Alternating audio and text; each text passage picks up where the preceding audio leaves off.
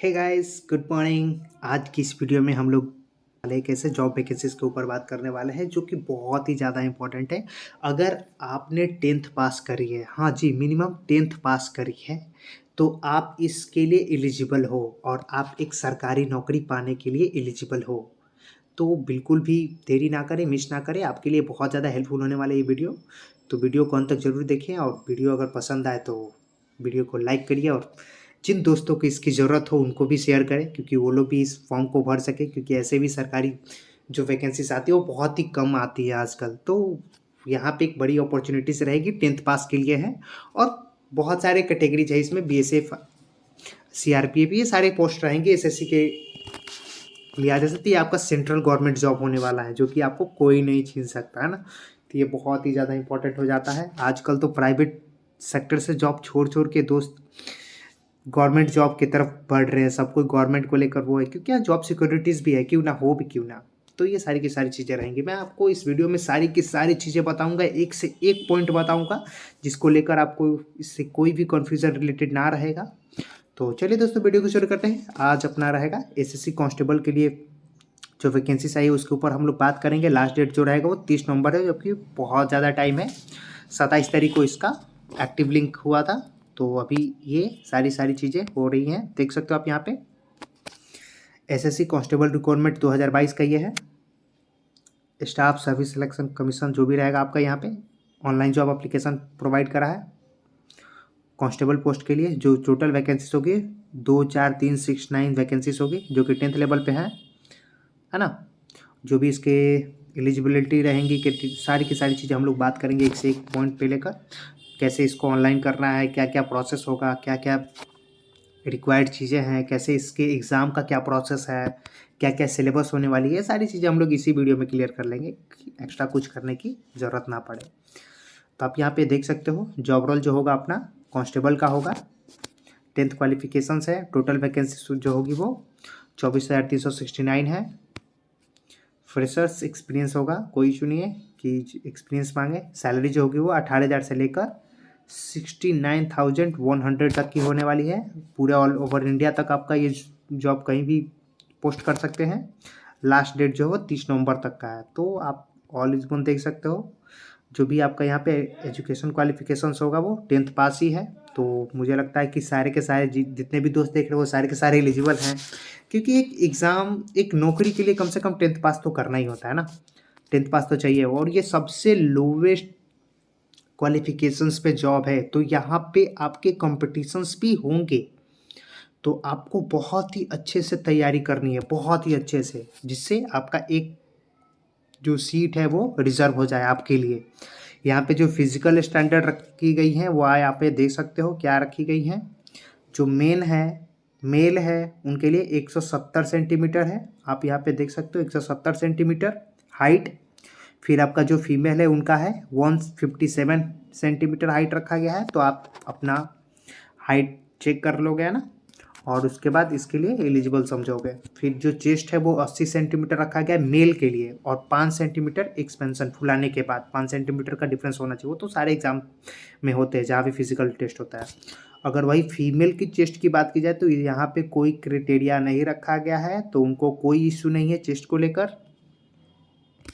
फिर आपका बात आता है weight for male and female candidate proportionate to height and age as per medical standard. इसका मतलब ये हुआ कि जो आपका हाइट है उसके अकॉर्डिंग वेट होना चाहिए। तो मैं यहाँ पे एक सिंपल सा बता देता हूँ, इसी वीडियो में क्लियर कर देता हूँ कि अगर 170 सेंटीमीटर एक मेल का हाइट रहता है, मतलब ये तो आपका हो गया एलिजिबिलिटी के लिए, तो इतना होता है, इससे ऊपर होता है तो कोई इशू नहीं है। तो इतना होता है अगर मेल का, तो इसका मतलब हुआ, अगर मैं फिट में बात करूँ तो 5 फीट आपका 7 इंच होता है ना हाइट। मैं मेल की बात कर रहा हूँ, 5 फीट 7 इंच होता है। तो इसके अकॉर्डिंग अगर वेट की बात की जाए कि उस लड़के का जो वेट होना चाहिए वो कितना होना चाहिए, तो उसका जो वेट होना चाहिए वो 53 केजी से 61 केजी के बीच होना चाहिए, है ना। ये आपका एक स्टैंडर्ड है, और मैक्सिमम जा सकता है 70 तक, है ना। जो वेट है ये होना ही चाहिए।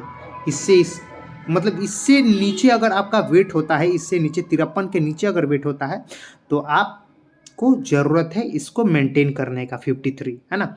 और वही 70 के ऊपर जाता है तो कम करने का ज़रूरत है ना। अब इसके अलावा अगर मैं बात करूँ आपका फीमेल को लेकर, फीमेल का कितना हाइट दिया हुआ है 157 दिया हुआ है। 157 का मतलब क्या हुआ 5 फीट 2 इंच, 5 फीट 2 इंच। और इनके अगर वेट की बात कर ली जाए तो जो स्टैंडर्ड वेट होगा वो 46 से 52 केजी तक का होगा। तो इसके बीच अगर आपका वेट नहीं है तो आप मेंटेन करिए, इससे कम है तो वेट गेन करिए, इससे अगर ज़्यादा होता है तो वेट लूज करने की कोशिश करिए। मैक्सिमम 60 तक हो सकता है ना, 60 तक। 60 के अगर ऊपर रहता है तो आपको ज़रूरत है इसको लॉस करने का, है ना, याद रखिएगा। चलिए, तो ये सारी आपकी कैटेगरीज होगी जो कि कन्फ्यूज़न वाली पार्ट थी, क्लियर कर दी मैंने। और फिर आपका चेस्ट का जो क्राइटेरिया है वो केवल मेल के लिए है, 5 सेंटीमीटर का एक्सपेंशन होगा, बाकी आपका 80 सेंटीमीटर रखना है। तो ये चीज़ें आप थोड़ा सा पुशअप्स करो, डेली हो जाएंगे, है ना, कोई इश्यू नहीं है। चलो, फिर जो भी गवर्नमेंट पॉलिसीज़ के नॉर्म पे होगी सारी चीज़ें कराई जाएंगी। जो एज लिमिट रखी गई है वो भी आप देख सकते हो, 18 से 23 साल रखी गई है। 18 से 23 साल तक की एज लिमिट रखी गई है। जो भी आपका रहेगा, इससे पहले और बाद का भी डेट रखा गया है 2002, 1 और 1 तक का, है ना। तो ये आप यहाँ पे देख सकते हो। और कुछ रिलैक्सेशन भी है आपका कैटेगरी वाइज। ST SC के लिए 5 साल का रिलैक्सेशन रखा गया, मतलब अगर 23 साल ऐसे है तो 23 में 5 कर दो ऐड, 28 हो गया। 28 तक ST SC वाले कर सकते हैं। OBC वाले 26 तक कर सकते हैं, है ना। OBC वाले 3 साल का रिलैक्सेशन मिल रहा है, 3 साल का छूट मिल रहा है, तो 23 साल हाईएस्ट था ना यहाँ पे, तो 3 साल और ऐड कर दो तो ये हो गया 26 साल। क्लियर। बाकी सारी चीज़ें आपका गवर्नमेंट पॉलिसीज़ के अकॉर्डिंग चलेंगी। चलो, वैकेंसीज की बात की जाए, मेल में किस किस पोस्ट पे वैकेंसीज है कांस्टेबल के लिए, तो BSF में 8,922 कांस्टेबल पोस्ट का वैकेंसीज है। फिर देखो CISF में 90 पोस्ट है। CRPF में भी अच्छा खासा पोस्ट है, 8,380 पोस्ट है। SSB का भी पोस्ट है 1,041 है। ITBP का भी पोस्ट है 1,371 है। AR का पोस्ट है 1,697 और SSF का पोस्ट है 78 को, है ना। तो ये आप यहाँ पे देख सकते हो। इसमें मुझे लगता है कि बहुत अच्छा पोस्ट है, बहुत आपके पास अच्छे चांसेस भी। अगर आप BSF को ज्वाइन करना चाहते हो तो ये जा सकते हो। CISF, CRPF, ये सब बहुत ही अच्छी पोस्ट है, बहुत ही अच्छा, मतलब इसमें जॉब करना माना जाता है। बहुत सारे दोस्तों का तो सपना भी होता है, तो ज़रूर आप यहाँ पे जा सकते हो, है ना। फीमेल की बात करें तो यहाँ पे आप देख सकते हो फीमेल कैटेगरी में कितनी पोस्ट रहेंगी। BSF में भी अच्छा खासा पोस्ट है, इसमें सबसे ज़्यादा BSF का ही पोस्ट है, इसमें भी महिला में 1575 है। CISF में 10 है आपका। CRPF में 531 पोस्ट है। SSB का 243 है।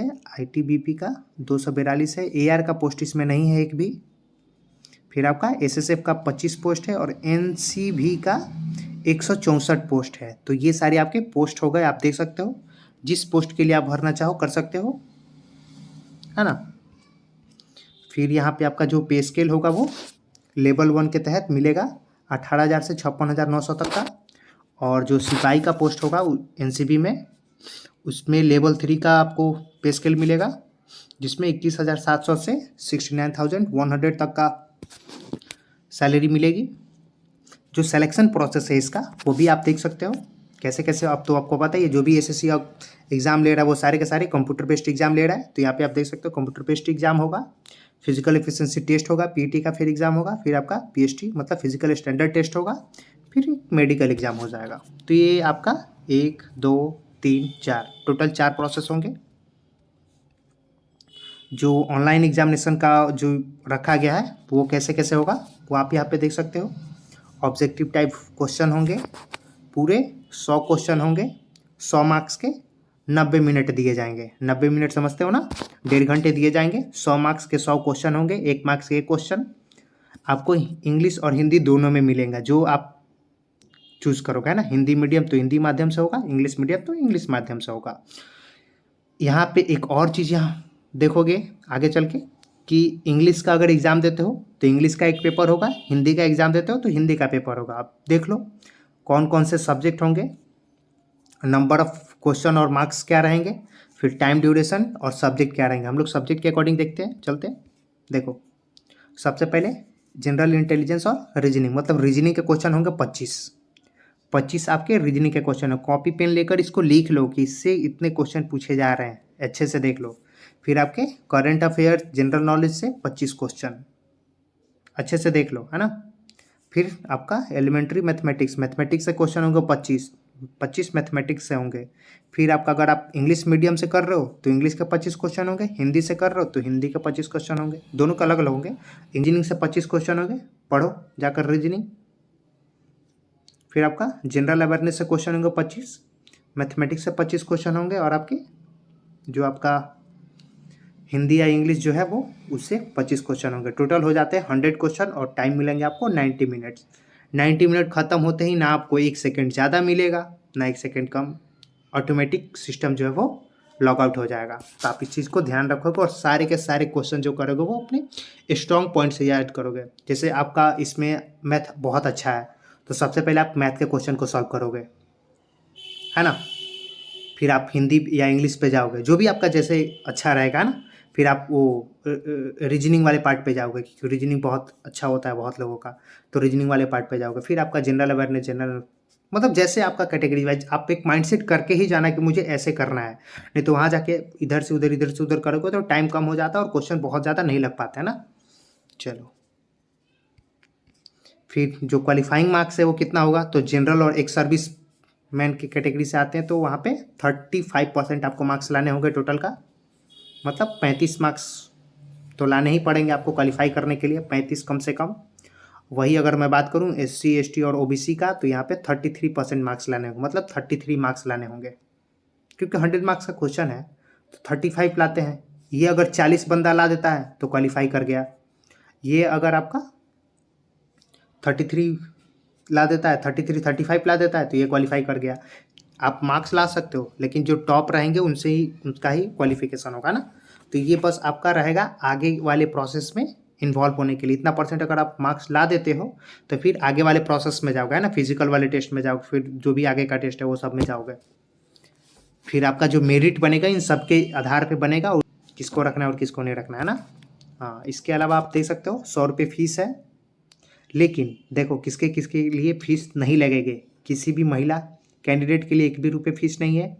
SC ST या एक सर्विसमैन का कोई कैंडिडेट है तो ये सारे केस में कोई फीस नहीं देना है, फ्री है। लेकिन बाकी इसके अलावा जो भी कैटेगरी से आप बिलोंग करते हो उसके लिए 100 रुपीज़ आपको फीस देनी होगी। चलो, क्लियर हो गया। अब आपको ये पेमेंट करना कैसे है, तो एक तो आप SBI के चालान करा सकते हो SBI के थ्रू। फिर नेक्स्ट है SBI net banking. Net banking बहुत इजी हो गया अभी के समय में। Debit card, credit card, debit card से कर सकते हो। ATM जो होता है ना आपके पास, ATM, घर वाले किसी के पास ATM कार्ड है तो उससे आप कर सकते हो। मोबाइल नंबर लिंक है तो उस पर OTP आएगा, उससे कर देना, ईजी होगा ज़्यादा। फिर मुझे लगता है कि UPI का भी ऑप्शंस होगा, क्योंकि UPI के भी ऑप्शंस बहुत सारे दे रहे हैं ना, तो UPI से भी कर सकते हो अगर आप गूगल पे, फ़ोन पे चलाते हो तो, या पेटीएम। तो बहुत ईजी होगा अभी के समय में। तो ये सारी चीज़ें रहेंगी।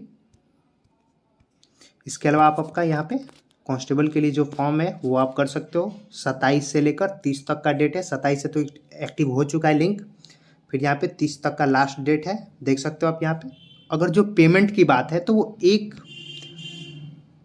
देख लो 1 दिसंबर तक आप पेमेंट कर सकते हो, क्लियर कर सकते हो पेमेंट।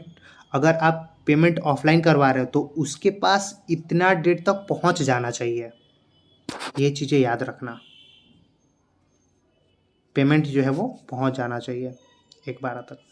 टायर 1 का जो एग्ज़ाम होगा इसका, क्योंकि हम लोग तो फॉर्म भरते हैं लेकिन एग्ज़ाम कब होगा तो ये आप यहाँ पे देख सकते हो एग्ज़ाम कब होगा। तो जनवरी 2023 तक एग्ज़ाम हो जाएगा, ध्यान रखना है ना। कंप्यूटर बेस्ड टेस्ट है, जनवरी 2021 तक एग्ज़ाम हो जाएगा, तो टाइम बहुत ज़्यादा है नहीं। तो आप अपना रूटीन करो और एग्ज़ाम के लिए प्रिपरेशन कर दो, है ना, बहुत ही अच्छे से प्रिपरेशन कर दो। अगर आपको रीजनिंग में कोई प्रॉब्लम होती है तो हमारे चैनल से ही आप कर सकते हो रीजनिंग के लिए। करंट अफेयर्स के लिए भी आप हमारे चैनल को ज्वाइन कर सकते हो। ये 2 चीज़ें आप हमारे चैनल से इजीली कर सकते हो। हिंदी के लिए आप कोई एक 5-6 क्लास की बुक ले लो वाइज, या फिर जो भी उसके सिलेबस होंगे वो भी मैं आपको दिखा दूंगा, है ना। अगली वीडियो में, जिसमें सिलेबस में क्या क्या रहेंगे, हर एक टॉपिक वाइज क्या क्या होगी, मैथ में कौन कौन से टॉपिक होंगे, आपका रीजनिंग में कौन कौन से टॉपिक होंगे, तो वो सारी सारी चीज़ें आपको दिखा दी जाएंगी। आप बिल्कुल भी नहीं फिक्र रहें, पहले आप इस चीज़ों को करें और अपना एक रूटीन सेट करें, उसके बाद आप पढ़ाई स्टार्ट करते हैं ना। क्योंकि सबसे ज़्यादा ज़रूरी होता है, देखो 10th क्लास के लेवल को अगर मैं बात करूँ, 10th क्लास तक के लिए अगर कोई वैकेंसीज आती है तो बहुत कम है, और ये आपके पास एक गोल्डन अपॉर्चुनिटीज़ है ना, कि सरकारी वैकेंसीज आई वो भी 10th लेवल की, तो बहुत ही अच्छा अपॉर्चुनिटीज़ है। सेंट्रल लेवल की वैकेंसीज है भाई, तो ऑब्वियसली बहुत इंपॉर्टेंट होने वाली है। आप अपना एकदम सब कुछ छोड़ दें और उसके बाद इस तैयारी में लग जाए। जनवरी तक का आती हो तो टाइम है, उसके बाद अपना फिर जो जेन्युइन आपका रूटीन है वो करो ना यार, क्या फ़र्क पड़ता है।